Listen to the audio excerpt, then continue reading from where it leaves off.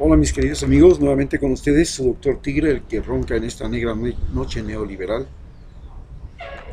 un médico rural, ideólogo del movimiento anti-partidos políticos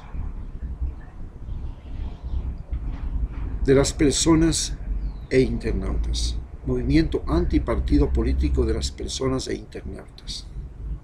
¿Por qué es un movimiento antipartido político? Porque los partidos políticos son esencialmente una religión, un culto al dinero. La diferencia entre las religiones espirituales o espiritistas o de espiritualidad, hablamos del hinduismo, el budismo, el cristianismo, el islamismo, judaísmo, las religiones totémicas de África, el naturalismo de los incas,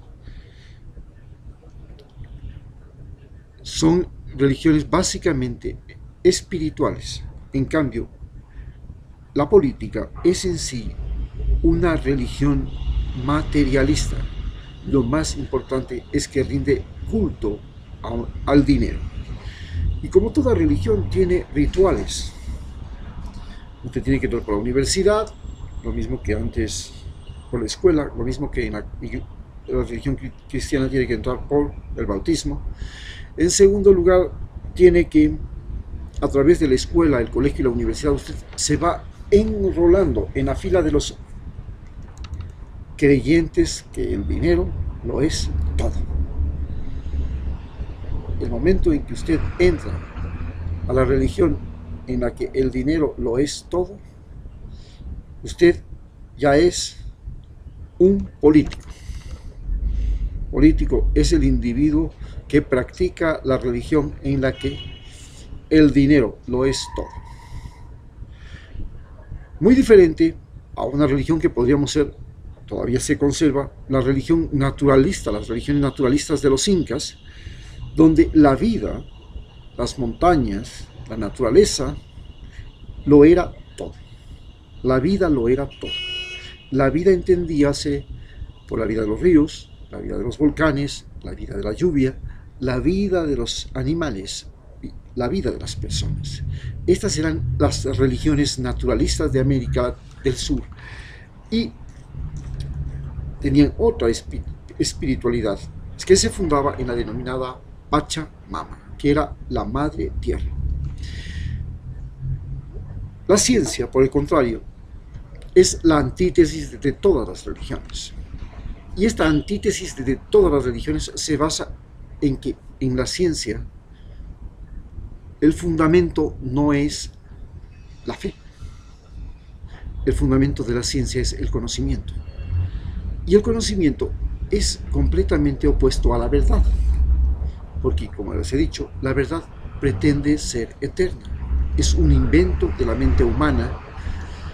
Y este invento de la mente humana le da una categoría especial a la verdad, como es un invento de la mente humana las religiones, como es un invento de la mente humana los idiomas, como es un invento de la mente humana el cine. La ciencia, por el contrario, no se basa en la verdad, se basa en el conocimiento. ¿Y qué es el conocimiento? Mientras la verdad navega en el mar de la fe, el conocimiento navega en el mar de la duda. El conocimiento es la prueba, es la demostración, es la comprobación. Eso es el conocimiento.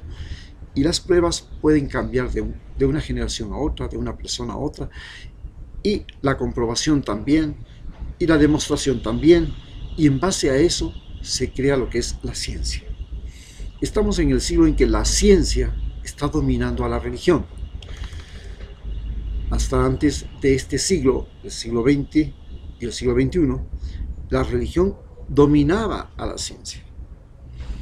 En el siglo XIX tuvimos revoluciones, como la Revolución Liberal del Ecuador, que separó la religión del Estado y al mismo tiempo procuró separar la religión de la ciencia. Por supuesto, la ciencia y la religión lograron camuflar a la religión en pseudociencia. Y la religión comenzó a preocuparse por sobre todo de los centros de educación e investigación. Sin embargo, pasan los años y lo único que se logra reconocer es que la ciencia es una cosa y la religión es otra. La religión nunca dejará de faltar en el ser humano porque mueve una parte de su cerebro que está vinculada a lo que se llaman las convicciones. Y un individuo que tiene convicciones morales es un individuo que se tiene a sí mismo porque él tiene sus propios valores. La ciencia tiene como función más importante mover una parte del cerebro que tiene que ver con el razonamiento, con la memoria. Y en ese momento, las convicciones, el razonamiento y la memoria entran en pugna. La ciencia es la que hoy día nos obliga a pensar en nuevas formas de gobierno. Hasta 1900, la Iglesia era el gobierno. De 1900 hasta la fecha, pasamos a un nuevo tipo de religión, que es la religión por el dinero, que es la política. La política es el poder de las ciudades, el poder del dinero. Esta es otro invento humano. El dinero es un invento humano que permite que todas las cosas que existen puedan ser intercambiadas, porque se les da un valor, y tienen un precio. Entonces establecen un valor y un precio. Es decir, el dinero tiene la conciencia no tanto de establecer el valor de las cosas, tiene la característica de establecer el precio de las cosas. Y entonces todos tenemos un precio. Finalmente aparece la ciencia y la tecnología que nos complica la existencia. Y al complicarnos la existencia nos permite tener nuevos instrumentos, nuevas relaciones, nuevas formas de dominio de la naturaleza. Tenemos la capacidad de vivir ya fuera del espacio terrestre y poder entrar al espacio sideral. Y la ciencia hace lo que jamás ha hecho la religión: convertir al hombre en un dios. Podemos ya crear especies, vamos a fabricar carne sin que haya animales muertos, podemos tener hijos de la persona que queramos, de la edad que queramos y de la forma que queramos, alquilando úteros, autofecundación, podemos autofecundarnos nosotros mismos con las células de la piel, sacamos el núcleo, autoinseminación se llama, y podemos formar nuestros propios clones. En fin, todo eso ya es imposible de tener. La característica de la ciencia respecto a la religión y a la política es que la ciencia no tiene ética. La ciencia no tiene ética, la ciencia no tiene moral. La ciencia es simplemente ciencia. Se descubrió la energía nuclear, punto, se descubrió, y si sirve para matar a la gente, bueno, se utiliza, pues, ¿qué problema hay? Si ya se descubrió cómo producir clones, bueno, entonces el ser humano trata, a través de la política y de la religión, de ponerle ética y moral a la ciencia. Estamos viviendo en este momento lo que se llama el momento histórico de Rafael Correa y de Lenin Moreno. ¿Cuál es el momento histórico de Rafael Correa? Que aquella tendencia de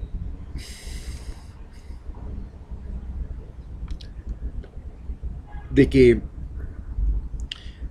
la derecha estaba opacada en Sudamérica y había surgido una nueva visión del mundo a partir de la idea de la redistribución de la riqueza, se ha venido abajo.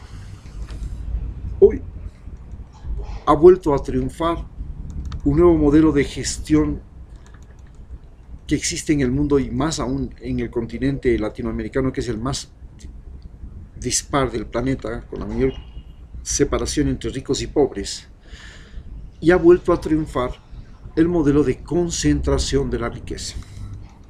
Ya no es el modelo de distribución de la riqueza. Al modelo de concentración de la riqueza se le denomina capitalismo. Al modelo de distribución de la riqueza se le denomina socialismo. Este modelo de concentración de la riqueza, el poder y los conocimientos se germina, como les expliqué hace un rato, a partir de los narcoestados, Colombia y Perú, que no lograron realmente transformarse ni integrarse, y de la reacción de todo lo que era las oligarquías de toda América Latina, que ellos habían vivido para esta concentración de su riqueza, y al ver que su modelo de gestión estaba cambiando, han reaccionado y ahora han retomado el poder. Y por supuesto nos espanta el hecho de que Brasil haya adoptado esto, porque la concentración de riqueza en Brasil ya es espeluznante, ya afecta al globo terráqueo, porque estamos hablando de destrucción de la selva amazónica, ya llega a niveles de degradación humana, por ejemplo las favelas, y este proceso de destrucción de la naturaleza y de la conciencia humana se hace visible cuando un presidente como Bolsonaro habla de que va a servir a Dios. Inmediatamente da una orden para que todo el mundo ande armado. Se supone que el Dios de los cristianos es el Dios de la paz, no el Dios de la guerra. Entonces nos tenemos que preguntar a qué Dios va a servir. Si le va a servir al Dios griego de la guerra, que era Mercurio, que era Marte, el Dios griego de la guerra, o le va a servir a Cristo, que es el Dios de la paz. Porque si le va a servir a Marte, entonces sí, arme a todo el mundo como lo hicieron los griegos y los romanos. Pero si le va a servir a Cristo, desarme a todo el mundo, porque Cristo era un ser humano desarmado. Este fenómeno también se propaga aquí en Ecuador. La reacción de la oligarquía y las políticas de concentración del poder se viven día a día. Vemos como Lenín Moreno ha logrado que ya el dinero, el presupuesto, las obras ya no se hagan para toda la gente. Ahora existe la Corporación Financiera Nacional, el CNCID, el Banco del Pacífico, para dar privilegios y préstamos de sus impuestos, de mis impuestos y de todo, becas, a una casta, a un grupo de amigos, a un linaje, básicamente concentrado en Quito, Guayaquil y Cuenca. Esto, a su vez, se hace a partir de la concentración de los medios de comunicación. Los medios de comunicación pasan a estar exclusivamente en manos de aquellos que quieren la concentración de la riqueza. Y se hace a partir de un ejército que pasa a ser un ejército de ocupación norteamericano en territorio ecuatoriano, que le pagamos su alimentación, su equipamiento, sus oficiales, su entrenamiento y todo. Y a la hora de disparar, si tienen que disparar entre un enemigo y un ecuatoriano, su fusil realmente está apuntando no a los enemigos del país, su fusil está apuntando a todos aquellos que puedan ser enemigos. Y para eso se ha restaurado, a partir de Bolsonaro, el famoso concepto de odio al socialismo. Se ha proscrito al socialismo, se los declara socialistas como yo lo viví en el año 1984, en que León Febres Cordero me acusó de comunista y me enterró vivo en Balao. Esta estigmatización de los seres humanos ha retornado y se les llama corruptos. Corruptos son todos, menos los que están en el poder. Si un secretario de la presidencia roba en las cuentas $5 y se hace millonario con $500 millones, no es corrupto, ni siquiera se le hace juicio. Si la vicepresidenta había estado cogiendo dinero de los afiliados a su partido y de las obras que iba a hacer y de las relaciones que tenía para enriquecimiento propio, tampoco se le sigue juicio. Tampoco se le sigue una investigación a lo que ha pasado con el famoso proyecto Manuel Espejo. Yo fui médico en eso y sé con cierta claridad que las operaciones de ojos, las operaciones cocleares para mejorar, para cambiar la audición, las cataratas, todas esas, las prótesis, no se hacían en clínicas estatales, ni hospitales estatales, se hacían en clínicas y hospitales privados. Muchas gracias.